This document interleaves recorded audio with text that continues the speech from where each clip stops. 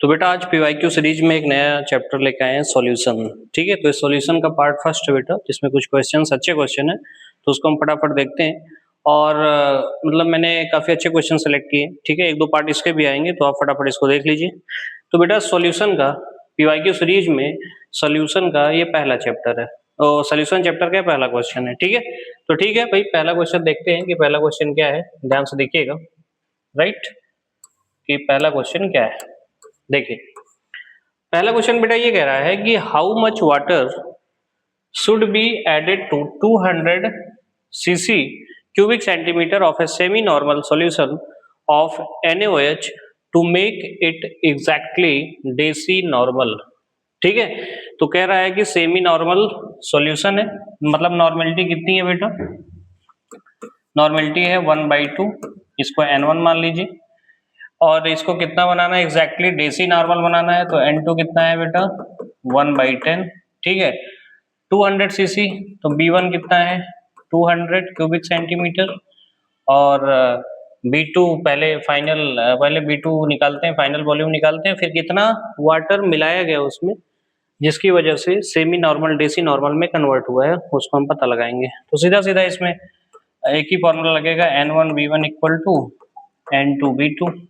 तो N1 कितना है 1/2, B1 कितना है 200 ml इक्वल टू N2 कितना है 1/10 इंटू B2।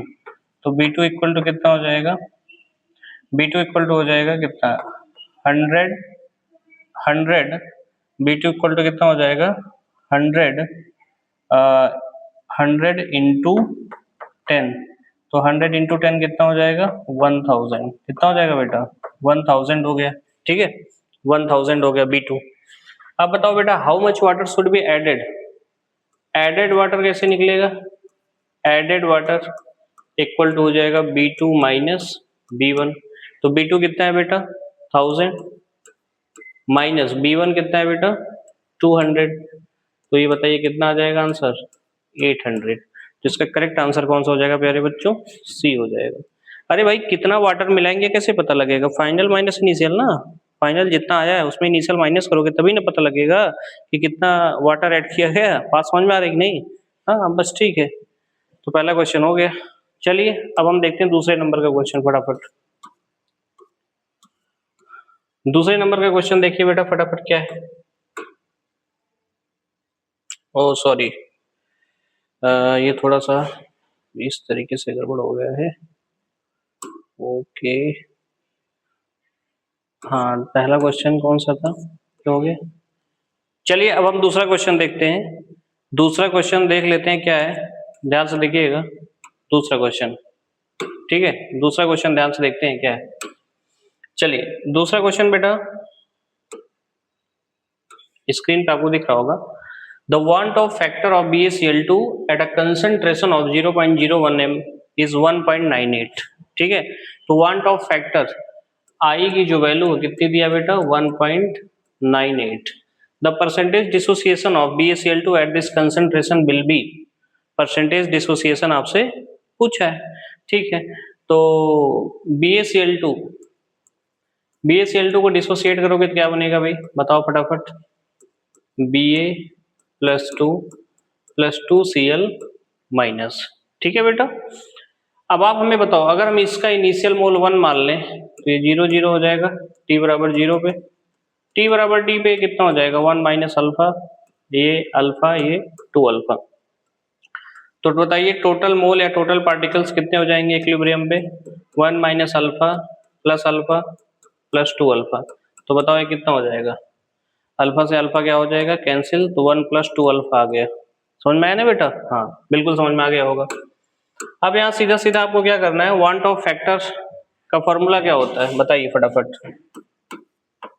ठीक है, dissociated particles after dissociation, particles after dissociation divided by particles before dissociation. तो after dissociation total number of moles है पार्टिकल्स कितना है 1 + 2 अल्फा और बिफोर डिसोसिएशन 1 ही था, ठीक है। तो बताइए आई इक्वल टू क्या आ गया 1 प्लस 2 अल्फा, ठीक है बेटा। अब आप हमें आगे बताइए इसको हम कैसे लिखेंगे। आई की वैल्यू कितनी है, आई की वैल्यू है 1.98। तो बताइए आई की वैल्यू कितना रख दीजिए 1.98 इक्वल टू 1 प्लस 2 अल्फा। तो बताइए बेटा ठीक है, तो ये बताइए 2 अल्फा इक्वल टू क्या हो जाएगा 1.98 माइनस 1 मतलब 0.98, ठीक है। या आप कह सकते हैं अल्फा इक्वल टू हो जाएगा 0.98 डिवाइडेड बाई 2, और अल्फा ही क्या है आपका डिग्री ऑफ आयनाइजेशन या डिग्री ऑफ डिसोसिएशन है। तो ये आ जाएगा 0.49, परसेंटेज निकालोगे तो कितना आ जाएगा 49%। कितना आ जाएगा बेटा 49%। तो बताइए प्यारे बच्चों इसका करेक्ट आंसर कौन सा हो जाएगा ए 49, ठीक है। तो सीधा सीधा पहले इसको डिसोसिएट करोगे, टोटल नंबर आप मोल्स निकालोगे, आई का फॉर्मूला आपको पता उसमें रख के अल्फा निकाल सकते हो, ठीक है। चलिए तीसरे नंबर का क्वेश्चन बेटा देखते हैं फटाफट क्या है। तीसरे नंबर का क्वेश्चन क्या है, ध्यान से देखिएगा, अच्छा क्वेश्चन है बेटा, ध्यान से देना, ठीक है। देखिए जरा, the volume of 4NaCl and 10NaCl required to make 1 liter of 6NaCl, ठीक है। तो मतलब इसका वॉल्यूम पूछा और इसका वॉल्यूम पूछा है, तो अपने पास दो सॉल्यूशन है, कौन कौन से बेटा 4NaCl और दूसरी तरफ क्या है 10NaCl, राइट। हम इसका बेटा एक काम करते हैं, इसका हम वॉल्यूम एज्यूम कर लेते हैं कि x है। कितना वॉल्यूम ले लेते हैं बेटा इसका x ले लेते हैं और इसका कितना ले लेते हैं वॉल्यूम, इसका वॉल्यूम लेते हैं बेटा 1 माइनस एक्स। कितना ले लेते हैं बेटा 1 माइनस एक्स, ठीक है। फिर सीधा सीधा वही फॉर्मूला लगाइए N1B1 plus N2B2 equal to N3B3, ठीक है। और सारी वैल्यूज बेटा पुट कर दीजिए फटाफट। तो N1 की वैल्यू कितनी है 4 इंटू एक्स हो जाएगा प्लस N2 कितना है 10, B2 कितना है 1 minus x equal to N3 कितना है बेटा 6 और B3 कितना है 1 लीटर, ठीक है। तो इसको जरा सॉल्व कर लीजिए बेटा, तो ये कितना हो जाएगा 4x plus 10 minus 10x equal to 6, ठीक है। अब ये काम करते हैं 10 को उधर लेके जाते हैं और इधर हो जाएगा minus 6x equal to minus 4, तो माइनस से माइनस कैंसिल हो जाएगा, तो x इक्वल टू कितना आ जाएगा 4/6। कितना आ जाएगा बेटा 4/6 आ जाएगा, ठीक है। 4/6 आ गया आपका। अब आप बताओ इसका वॉल्यूम कितना हो जाएगा 4/6 और इसका कितना आ जाएगा, भाई x की वैल्यू 4/6 आया तो इसका वॉल्यूम कितना आ जाएगा 4/6 और इसका वॉल्यूम कितना आ जाएगा बताइए फटाफट 1 माइनस 4/6 मतलब कितना आ जाएगा 6 माइनस 4/6 मतलब 2/6, ठीक है। तो ये कहने का मतलब इसका वॉल्यूम ये है और इसका वॉल्यूम ये है। बात समझ में आया ना बेटा। तो आप इसको डिवाइड भी कर सकते हो, डिवाइड करके बता सकते हो कितना होगा, ये 1/3 है। तो इसमें जो भी आंसर डिवाइड करके देख लो, जो मैच कर रहा है वही हो जाएगा, ठीक है बेटा। तो ये है आपका आंसर, देख लीजिएगा, सॉल्व कर लीजिएगा, इसमें कुछ है नहीं। इसका वॉल्यूम एज्यूम किया है x, इसका माना 1 माइनस एक्स, फटाफट ये फॉर्मूले में रख के आंसर फाइंड कर दिया। चलिए फोर्थ नंबर का क्वेश्चन बेटा हम लोग देखते हैं क्या है। फोर्थ नंबर का क्वेश्चन देखिए,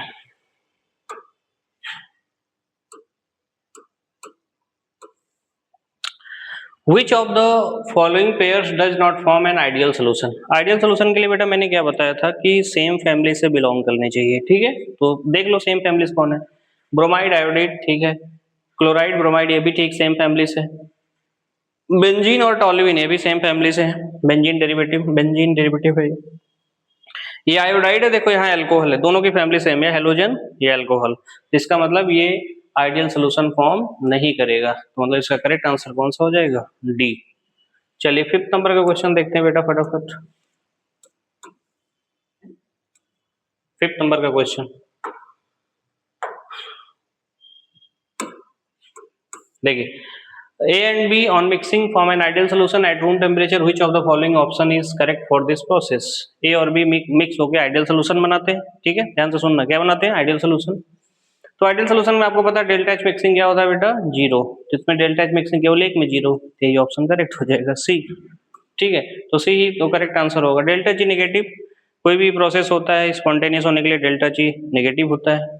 डेल्टा एच सिस्टम पॉजिटिव होगा, क्योंकि जब दोनों को मिक्स करेंगे तो नंबर ऑफ पार्टिकल्स बढ़ेंगे, रैंडमनेस बढ़ेगा, तो डेल्टा एच सिस्टम इंक्रीज करेगा, डेल्टा एच सराउंडिंग जीरो हो जाएगा। तो इसका करेक्ट आंसर कौन सा हो जाएगा, सी। चलिए अगले नंबर का क्वेश्चन देखते हैं, 6 नंबर का। 6 नंबर का क्वेश्चन क्या है बेटा, जरा ध्यान से देखना आप लोग। ठीक है, if P naught and P are the vapor pressure of the pure solvent and solution, right?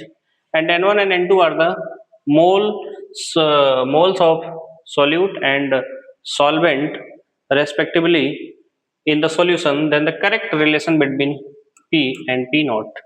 ठीक है, तो चलो देखते हैं। आपने राउल्स लॉ वाला कंडीशन देखा होगा क्या, P naught minus P S upon P naught equal to होता है मोल फ्रैक्शन ऑफ सोल्यूट X2। ठीक है, तो हम इसको क्या लिख सकते हैं, P naught minus P upon P naught equal to N2 upon N2 plus N1 या N1 plus N2, mole fraction of solute है। ठीक है, तो बेटा अगर आप ध्यान से देखो तो हम इसको क्या ऐसे लिख सकते हैं, 1 minus P upon P not लिख सकते हैं ना, अरे P naught minus P upon P not हो जाएगा, इक्वल टू क्या हो जाएगा, N2 upon N2 plus N1। ठीक है बेटा, N2 प्लस N1। बस अब आपको क्या करना है, जरा ध्यान से देखना, ये 1 ये इधर लेके आते हैं और ये इधर लेके जाते हैं। ठीक है, P अपॉन पी नॉट इधर लेके आते हैं और ये इधर लेके जाते हैं, तो कितना बन जाएगा, 1 minus N2 upon N2 plus N1 equal to P upon P naught.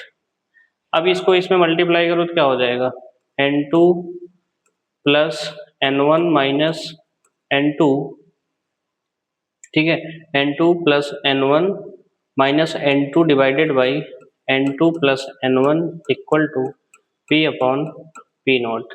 तो आप देखो बेटा N2 N2 कैंसिल हो गया तो क्या बच जाएगा बताइए, N1 upon N2 plus N1 equal to P upon P naught. तो बताइए बेटा फटाफट, इसको ब्रैकेट में कर लेंगे तो बताइए यहाँ आप कि P इक्वल टू क्या हो जाएगा, P not into N1 upon N2 plus N1। तो इसका बताइए करेक्ट आंसर कौन सा हो जाएगा, बताओ बेटा। ये करेक्ट आंसर हो जाएगा आपका ए, और सॉरी डी हो जाएगा करेक्ट आंसर। कौन सा हो जाएगा, डी आंसर करेक्ट हो जाएगा। तो थोड़ा सा बेटा आपको दिमाग लगाना है ना, नहीं तो कर नहीं पाओगे इसको, एकदम बढ़िया समझ लो, अच्छा क्वेश्चन है, अच्छे क्वेश्चन की कैटेगरी में इसको रख सकते हो कैसे हमें करना है। ठीक है, ध्यान से देख लीजिए इसको। चलिए 6 नंबर का क्वेश्चन हो गया, अब हम करते हैं 7 नंबर का क्वेश्चन। ठीक है, ध्यान से देखिए बेटा 7 नंबर का क्वेश्चन क्या है।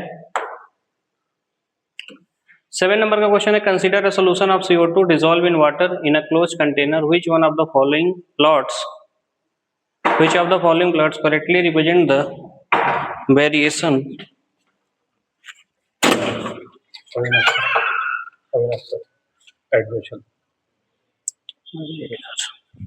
हेलो आ रहा हूँ सर, वीडियो बना रहा था, आ रहा हूँ।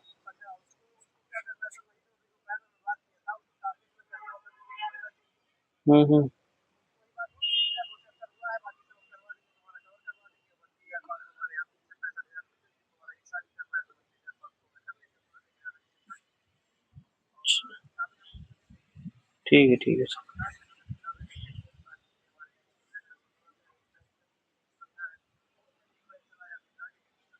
हाँ ठीक,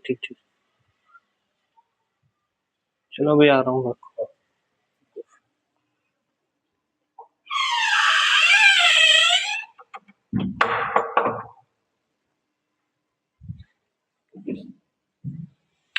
सॉरी बेटा, एक एक्चुअली एक बच्चा आ गया था एडमिशन के लिए, तो उसके रिगार्डिंग बात करना था। ठीक है, तो ये 7 नंबर का क्वेश्चन हम फटाफट देख लेते हैं क्या है 7 नंबर का क्वेश्चन। ठीक है, ध्यान से देख लीजिएगा।